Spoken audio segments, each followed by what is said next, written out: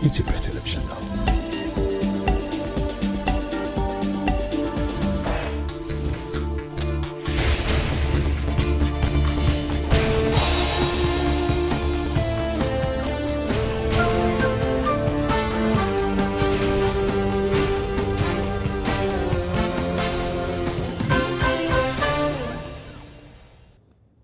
ጤና ይስጥልኝ እንደምናመሻችሁ የተከበራችሁ ተመልካቾቻችን፣ አንድ ሰዓት ሆኗል። ከኢትዮጵያ ቴሌቪዥን ምዕራፍ 2 የኢቲቪ 57 ዜናዎችን ይዘን ቀርበናል።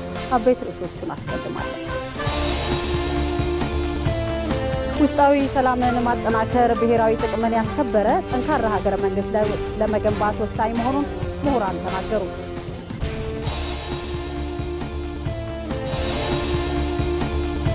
ኢትዮጵያ በግብርናው ዘርፍ በበጋ ስንዴና በሌማት ትሩፋት ምርታማነትን ማሳደግ ላይ የተጀመሩ ስራዎች ከትንሽ መጀመርና በትልቁ በማሰብ መንገድ የወደፊት ዕጣ ፈንታዋን እየጻፈች ትገኛለች።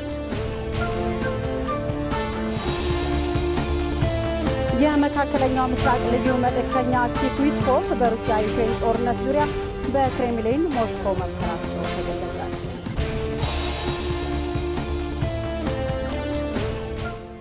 ከኢቲቪ 57 ዜናዎች ጋር አልጋነሽ ተካነኝ፣ አብራችሁን ቆዩ። እኛ ጨክነን የያዝነውን መልካም ሐሳብና ስራ ስንቀጥል የማናቃቸው በርካታ ሰዎች ተከታይ ብቻ ሳይሆን የተከታይ መሪ ይሆናሉ።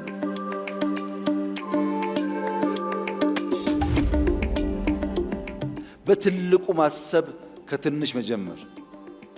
ለምሳሌ ጽዱ ኢትዮጵያን የመፍጠር ግብ ከቢሮ ተጀመረ፣ ከተማ ተባለ፣ ወደ ሀገር እየሰፋ ሄደ። ኮሪደር፣ የበጋ ስንዴ፣ ሌማት፣ ግሪን ሌጋሲ፣ ሁሉም ኢኒሼቲቭ ጅማሮ አነስተኛ ነበር። በሂደት እየፈጠነ እየሰፋ እያደገ ጥራት እያረጋገጠ በሀገር ደረጃ ኢምፓክት የሚያመጣ ሆነ። አሁን ከጀመርናቸው ውስጥ ኮሪደር አሸልሟል፣ ግሪን ሌጋሲ አሸልሟል፣ ስንዴ አሸልሟል። አብዛኛው የኛ ኢኒሼቲቮች በዓለም አቀፍ ደረጃ ሪኮግናይዝ የተደረጉና ሽልማት ያሰጡ ናቸው።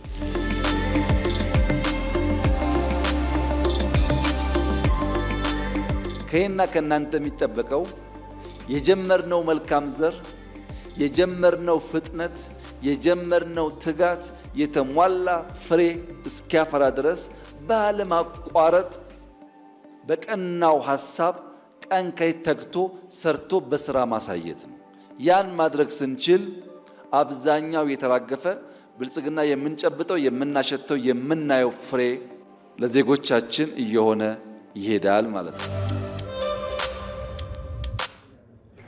ኢትዮጵያ በግብርናው ዘርፍ በበጋ ስንዴና በሌማት ትሩፋት ምርታማነትን ማሳደግ ላይ የተጀመሩ ስራዎች ከትንሽ መጀመርና በትልቁ በማሰብ መንገድ የወደፊት ዕጣ ፈንታዋን እየጻፈች ትገኛለች። በመደመር መንገድ መሻገሪያ ስልቶች በሆኑት የፈጠራና ፍጥነት መንገዶች ከኋላ ቀርነት አዙሪት ለመላቀቅ ይህ ጅምር ተስፋ ሰጪ መሆኑን ነው ጠቅላይ ሚኒስትር አብይ አህመድ የገለጹት። ወይንሸት ደጀኔ በዚህ ዙሪያ ዝርዝር አዘጋጅታለች። በኢትዮጵያ የዘመናት የስብራት ውጤቶች አሻራቸው ዛሬም እንደሚፈለገው መራመድ እንዳትችል ማድረጉ አልቀረም። ይህን ስብራት እየጠገኑ ለመጓዝና ለሚቀጥለው መንገድ መሰረት ለመጣል አዲስ የለውጥ አቅጣጫ መቀየስ የግድ ብሏል። ነገ ለሚናፈቀው ከፍታ የዛሬን ለውጥ ለማየት በጥቂቱ መጀመር፣ በትልቁ ማሰብና ወደፊት መራመድ አሁን የመደመር መንግስት አዲስ የሳቢ መንገድ ሆኗል። ይህም በግብርና ምርታማነትና ከዕለት ጉርስ ተሻግሮ የማያውቀውን ስንዴ ኤክስፖርት እስከ ማድረስ በሚደረግ ጥረት ውጤት መታየት ጀምሯል። መስራት መሰረት መጣል የምንፈልግ ከሆነ በእኩል መሮጥ ይኖርብናል። ሁሉም ኢኒሼቲቭ ጅማሮ አነስተኛ ነበር። በሂደት እየፈጠነ እየሰፋ እያደገ ጥራት እያረጋገጠ በሀገር ደረጃ ኢምፓክት የሚያመጣ ሆነ። በፈጠራ በፍጥነት በቴክኖሎጂ ታግዞ የመራመድ በመደመር መንግስት የመሻገሪያ ስልቶች ከኋላ ቀርነት አዙሪት ለመውጣትና ከትላንት የውድቀት ታሪክ ተላቆ የዛሬን ፍሬ ድልድይ አድርጎ የነገን ትልቅነት እውን ለማድረግ አስፈላጊነቱ የግድ የሚል ነው። ግብርና አንደኛ በአዲስ እይታ መምራት፣ የአመራሩን ሙሉ እገዛ መስጠት፣ የግሉን ዘርፍ ማሳተፍ፣ ማህበረሰቡን ባለቤት አድርጎ የስራው አካል ማድረግ ያስፈልጋል። ለምን? ግብርና አዳጊ ሟች ነው። ምርታማነት እየጨመረ ነገር ግን በእኛ ኢኮኖሚክ እድገት ውስጥ ያለው ድርሻ እየቀነሰ ነው የሚሄደው። ከኋላ ቀርነት ለመውጣት አዙሪትን ለመሻገር የወረት ውስንነትን ቀንሰን ወረት ለማበራከት የጊዜ ውስንነትን ለመሻገር ትናንትን ከነገ ለማስተሳሰር የዛሬን ድልድይ መስራት በእጅጉ አስፈላጊ ነው። ዛሬ ያልተገነባ ድልድይ ወደ ነገ ስለማያሻግር ብልጽግናዋና ህልውናዋ የተረጋገጠች ኢትዮጵያን ለመገንባት የተጀመሩ ስራዎች ፍሬን ለማግኘትም የተጀመረውን ትጋት ቀጣይነት ማረጋገጥ ወሳኝ መሆኑም ተመላክቷል። እኛ ግብርናን እንደ አንድ መነሻ ሴክተር የወሰድነው አቅሙን ገና አሟጠን አልተጠቀምንበትም። ስለዚህ ከተረጂነት ወደ አምራችነት መቀየር አለብን። ያን ለማድረግ መሬቱ፣ ውሃው፣ ጉልበቱ አለ፣ ምርምሩ አለ፣ ሙከራዎች አሉ። በርትተን ብንሰራ ተረጂነት ታሪክ፣ አምራችነት የኛ የነገ መገለጫ መሆን ይችላል። ለዚህ ደግሞ የገጠር ሽግግር እናረጋግጥ። የገጠር ሽግግር ማለት በነፍስ ወከፍ አምርቶ ከመብላት ምንበላውን ለነገ የምናቆየውን ተሻግረን ለገበያ የምናወጣው ምርት ይኑረን። ከነፍስ ወከፍ ወደ ገበያ ይሸጋገር። ግብርናን ከአንድ ሲንጉለር ከሆነ እሳቤና አሰራር ወደ ብዝሃ ገጠር እንቀይረው። የመደመር መንግስት እሳቤ ዋነኛ ምሰሶ የሆነው ታሪክን ከማውራት ይልቅ ታሪክን በመስራት ውጤትን በተግባር የመግለጽ ስራ በእነዚህ ምርታማነትና የኢኮኖሚ ሉዓላዊነት የማረጋገጥ ሂደቶች የሚታይ መሆኑም ተገልጿል። ውስጣዊ ሰላምን ማጠናከር ብሔራዊ ጥቅምን ያስከበረ ጠንካራ ሀገረ መንግስት ለመገንባት ወሳኝ መሆኑን ምሁራን ተናገሩ። ይህንን እውን ለማድረግ መንግስትና ህዝብ በጋራ መስራት እንዳለባቸውም ነው ከኢቲቪ ጋር ቆይታ ያደረጉ ምሁራን የሚናገሩት። ወንደሰን አፈወርቅ ዝርዝር አለው። አንዲት ሀገር በብልጽግና ጎዳና እንድትገሰግስ ብሔራዊ ጥቅሟ ብሎም ክብሯ ተጠብቆ ቀጣዩ ትውልድም የተሻለች ሀገርን እንዲረከብ ውስጣዊ ሰላምን ማጠናከር ግድ ስለመሆኑ የፖለቲካ ተንታኞች ያስቀምጣሉ። ሀገር ሰላሙን ሲያጸናና አንድነቱን ሲጠብቅ እንደ ሲንጋፖር በአጭር ጊዜ ውስጥ ሊመነደግና ለሌሎች ምሳሌ ሊሆን፣ ይህ ሳይሆን ሲቀር ግን እንደ ሊቢያ፣ የመን አሊያም ሶሪያ የመፈራረስ ዕጣ እንደሚገጥመውም ያስቀምጣሉ። ዜጋው እርስ በርሱ መግባባት ሲያቅተው ሀገር ሰላም ርቋት በግጭት ዙሪት ስትናጥ ሀገረ መንግስቱም ችግር ውስጥ ሲገባ ያኔ ብሔራዊ ጥቅምን ማስጠበቅ ይሳናል። የሰላምና ደህንነት ምሁር የሆኑት ዶክተር ቻኒዮም እንደሚሉት ውስጣዊ ሰላምን ማስጠበቅ ካልተቻለ ብሔራዊ ጥቅምን ማስጠበቅ አዳጋች ይሆናል። አንድ ሀገር ሰላም ከሌለ፣ ውስጣዊ ሰላም ከሌለ ብሔራዊ ጥቅም መጠበቅ ይከብዳል። ሰላም ማለት ህዝቡ አንድነት ነው የሚያሳየው። ህዝቡ አንድነት ነው የሚያሳየው። ስለዚህ ህዝቡ አንድነት እስካለ ድረስ ህዝቡን በአንድ ድምፅ በአንድ ልብ አገራቸው ጥቅም የሚያስጎዳ ነገር ሁሉም በጋራ ክንፍ ይረባረባል። ስለዚህ መጠንቀቅ ያለበት የውስጣዊ ሰላም ምን ያህል መጠበቅ አለበት። ያለ ውስጣዊ ሰላም አገራዊ ጥቅም ማሳካት ይከብዳል። ኢትዮጵያ ለረጅም ዓመታት በውስጣዊ ግጭቶች ስትናጥ ልጆቿም እርስ በርስ ሲታኮሱ ቆይተዋል። ይህ አንድም የውይይት ባህልን ካለማዳበር አሊያም ችግሩን መፍታት የሚችሉ ተቋማትን ካለማጠናከር የሚመነጭ መሆኑን የሚያነሱት ምሁራን የሌሎች ሀገራት ተሞክሮን ያነሳሉ። የአዲስ አበባ ሳይንስና ቴክኖሎጂ ዩኒቨርሲቲ መምህሩ ዶክተር ሲሳይ ደመቁ እንደሚሉት በሌሎች በተለይም ባደጉት ሀገራት ግጭቶችን ለመፍታት የሚያስችሉ ተቋማትና አሰራሮችን መፍጠራቸው ውስጣዊ ሰላማቸውን እንዲያስጠብቁ አድርጓቸዋል። አንድ ችግር እንደገጠመን ወዲያውኑ ተናግረን በዛ ጊዜ በሚመጥን መልኩ መፍታት ካልቻልን ወይም መቀመር ካልቻልን ግጭቱ በደንብ ወጥቶ ይታያል ማለት ነው። ሰላም አጡ እንላለን እንጂ ሌሎቹ መድህን የሚሆናቸው ምንድነው? እሱ ቶሎ መፍታት መቻላቸው፣ ያን የሚፈታ ተቋም መኖሩ፣ ዜጋው ያን ለመፍታት በእውቀትም በሀሳብም በንቃተ ህሊናም ልቆ መገኘቱ፣ ለብሔራዊ ጥቅሙ ቅድሚያ በመስጠቱ ሌሎች ነገሮችን ቸል ብሎ የተውና ለዛ የሚጎዳው ነገር ላይ አንድ አቋም ስለሚኖራቸው የተሻለ በተሻለ ውስጣዊ ሰላም አላቸው፣ መረጋጋት አላቸው እንላለን። ምሁራኑ እንደሚሉት ታዲያ በኢትዮጵያ ምድር ዘላቂ ሰላም ይሰፍን ዘንድ መንግስትና ህዝብ በጋራ መስራት ይኖርባቸዋል። ከሁሉ በላይ ደግሞ ብሔራዊ ጥቅምን ማስከበርን ያስቀደመ አካሄድን መከተል ያስፈልጋል። መንግስትና ህዝብ ጋር ቁልፏል። መንግስትና ህዝብ ጋር መራራቅ ሲኖር ህዝብ ይሄ ከለ እየተባለ አይጠራም። በተቋማት ነው የሚወክለው። በሃይማኖት ተቋማት፣ በሙያ ተቋማት፣ በአካባቢ ባሉ እስከ ድር ድረስ ያሉ ተቋማት የሚናቁ አይደሉም። ህዝብን ከመንግስት ጋር ለማገናኘት ያን ጠንክረን መስራት አለብን። የሚያለያዩ ነገሮች ላይ በደንብ ተናግረን አሁን ይሄ ብሔራዊ ምክክር አይነት ተቋማቶች ሄደው ተደራድረን የምንፈታውን እንፈታለን። የማንፈታው ጋር ግን ማን ይዳኘናል? ብሔራዊ ጥቅማችን ይዳኘናል ማለት ነው። ለጊዜው ይሄን አልተስማማንም፣ ግን ይሄ ብሔራዊ ጥቅማችንን ማስከበር ማስወሰድ የለብንም፣ እዛ ላይ እንቆማለን የሚል ጋር ሲኬድ ውስጥ ረጋ ማለት እንጀምራለን ማለት ነው። ያልተፈቱትንም የመፍታት አቅም ይኖረናልና ህዝብና መንግስት መደማመጥ አለባቸው። የሰላምና ደህንነት ምሁር የሆኑት ዶክተር ቻኒዮም በበኩላቸው እንደሚሉት በሀገሪቱ የሚሰሩ ሰላምን የተመለከቱ ስራዎች ህዝብን ባለቤት ያደረጉ፣ ህዝብንም ያስቀደሙ መሆን ይኖርባቸዋል። ማንኛውም የሰላም እርምጃዎችን፣ ማንኛውም የሰላም ፖሊሲዎችን፣ ማንኛውም የሰላም እቅዶችን ካለ ህዝቡ ራሱ የኔ ነው ብሎ መወሰድ አለበት። ስለዚህ የህዝብ ፍላጎት በዛኛው ሰላም እርምጃ ላይ ማስቀደም አለበት። በዛኛው ሰላም ላይ ጎልቶ መታየት አለበት። ሰላም የህዝብ ነው። በአንድነታቸው የታላቁን ህዳሴ ግድብ ግንባታ ከግብ አድርሰው በአባይ ወንዝ ላይ ፍትሐዊ ተጠቃሚነት እንዲኖር ወሳኝ እርምጃን የተራመዱት የኢትዮጵያ ልጆች ሌሎች የብሔራዊ ጥቅም አጀንዳዎቻቸውን እውን ያደርጉ ዘንድ ውስጣዊ ሰላማቸውን ማጠናከር እንደሚኖርባቸውም ተገልጿል። በባህር ዳር ከተማ ሆቴሎችን ለመገንባት ቦታ የተረከቡ ባለሀብቶች በወቅቱ የግንባታ ሂደታቸውን አጠናቀው ለአገልግሎት ክፍት እንዲያደርጉ ርዕሰ መስተዳድር አረጋ ከበደ አሳሰቡ።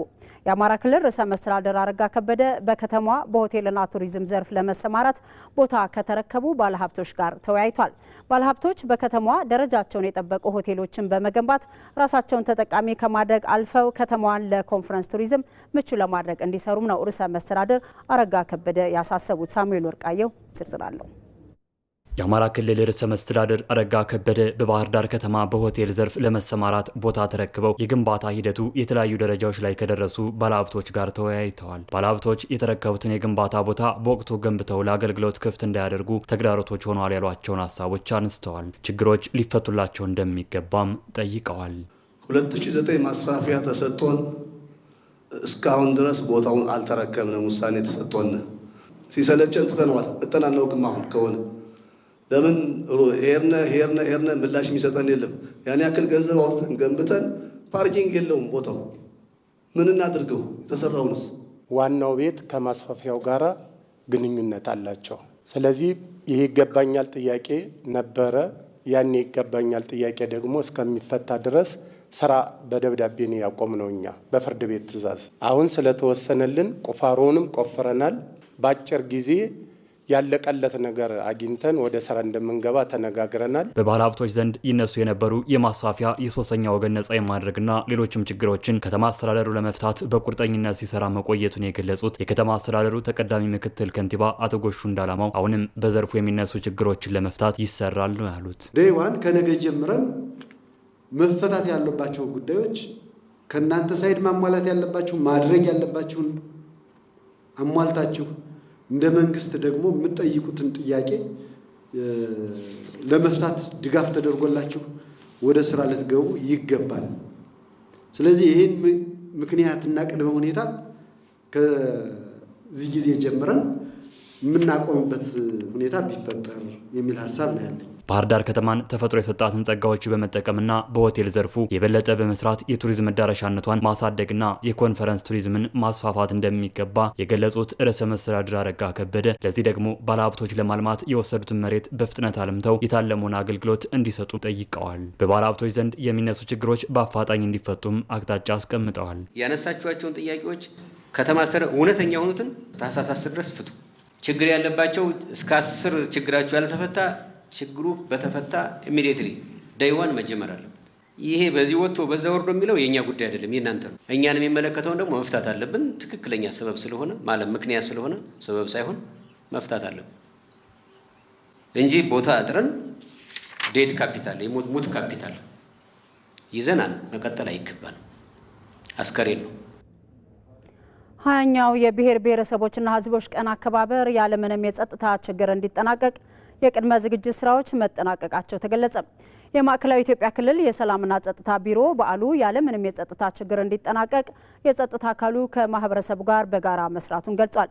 የማዕከላዊ ኢትዮጵያ ክልል ሰላምና ጸጥታ ቢሮ ኃላፊ ተመስገን ካሳ 19ኛው የብሔር ብሔረሰቦችና ሕዝቦች ቀን በደቡብ ኢትዮጵያ ክልል ተከብሮ ከተጠናቀቀ ማግስት ጀምሮ ማህበረሰብን በማቀናጀት የቅድመ ዝግጅት ስራ ሲሰራ መቆየቱን ገልጿል።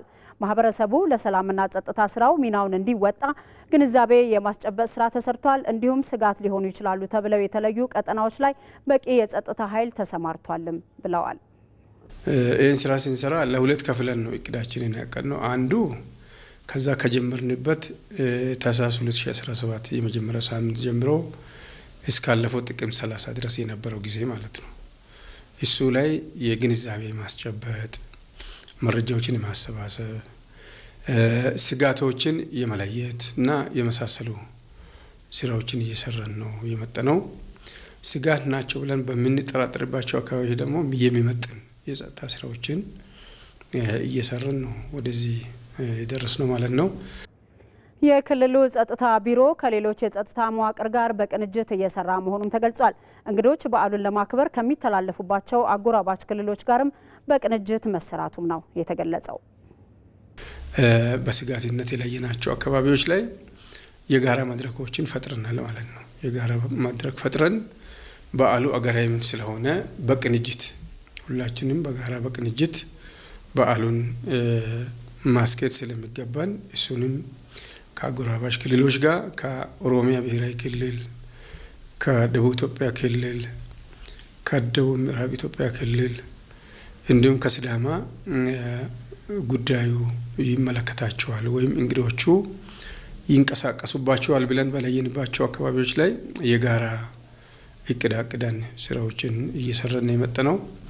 በዚህ መልኩ አሁን በሁሉም አካባቢ ላይ መንገዱን ጤናማና ሰላማዊ እንዲሆን የማድረግ ስራ ተሰርቷል። የኢቢሲው ጋዜጠኛ ደምስ መኩሪያው በ13ኛው የዓለም ሳይንስ ጋዜጠኞች ጉባኤ ላይ በምርጥ የሳይንስ ዘገባዎች ዘርፍ የክብር ተሸላሚ ሆነ። በአፍሪካ ለመጀመሪያ ጊዜ በተዘጋጀውና በደቡብ አፍሪካ ፕሪቶሪያ እየተካሄደ ባለው 13ኛው የዓለም ሳይንስ ጋዜጠኞች ጉባኤ በአፍሪካ በሳይንስ ዘርፍ የተሻሉ ዘገባዎችን የሰሩ ጋዜጠኞች ተሸልመዋል። በመድረኩ በኢትዮጵያ ብሮድካስቲንግ ኮርፖሬሽን በውጭ ቋንቋዎች ዜናና ወቅታዊ ዲፓርትመንት በዋና አዘጋጅነት በማገልገል ላይ የሚገኘው ጋዜጠኛ ደምስ መኩሪያው በምርጥ የሳይንስ ዘገባዎች ዘርፍ የክብር ተሸላሚ ሆኗል። ጋዜጠኛው ለውድድር ያቀረበው ዘገባ የጣና ሐይቅን ከእምቦጭ ወረራ ለመታደግ በኢትዮጵያ እየተወሰዱ ያሉ ሳይንሳዊና ስነ ሕይወታዊ መፍትሄዎችን የሚዳስስ ነው። ጋዜጠኛ ደምስ መኩሪያው በሰራው ዘገባ የገንዘብና የክብር ዋንጫም ተሸላሚ ሆኗል። የኢቢሲ ጋዜጠኛ ደምስ መኩሪያው ከዚህ ቀደም በአውሮፓውያኑ 2018 በኬንያ ናይሮቢ በተካሄደ ውድድር የአፍሪካ የዓመቱ ምርጥ የአየር ንብረት ዘጋቢ በሚል ሽልማት ማግኘቱም የሚታወስ ነው። የውጭ ዜና። የሩሲያው ፕሬዝዳንት ቭላዲሚር ፑቲን ከፕሬዝዳንት ዶናልድ ትራምፕ የመካከለኛው ምስራቅ ልዩ መልእክተኛ ስቲቭ ዊትኮፍ ጋር በሩሲያ ዩክሬን ጦርነት ዙሪያ በክሬምሊን ሞስኮ መምከራቸው ተገልጿል። በዚህም ወቅት አውሮፓውያኑ ዩክሬንን በመደገፍ ጦርነት ላይ ያተኮሩ ናቸው በሚል ፑቲን ወቅሰዋል። ለ5 ሰዓታት እንደዘለቀ የተነገረው ይህ ድርድር እምብዛም ተስፋ ሰጪ ውጤት ባያስመዘግብም የተወሰኑ መሻሻሎች እንደታዩበት ተነግሯል።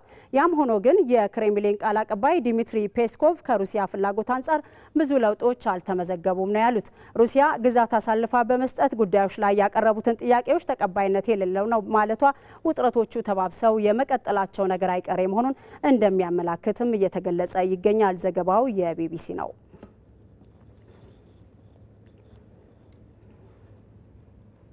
ከኢትዮጵያ ቴሌቪዥን ምዕራፍ 2 የኢቲቪ 57 ዜናዎቻችን ቀጥለዋል። ሰዓቱ የቢዝነስ ነው። የቢዝነስ መረጃዎችን ሊያደርሰን ባልደረባችን አሚር ጌቱ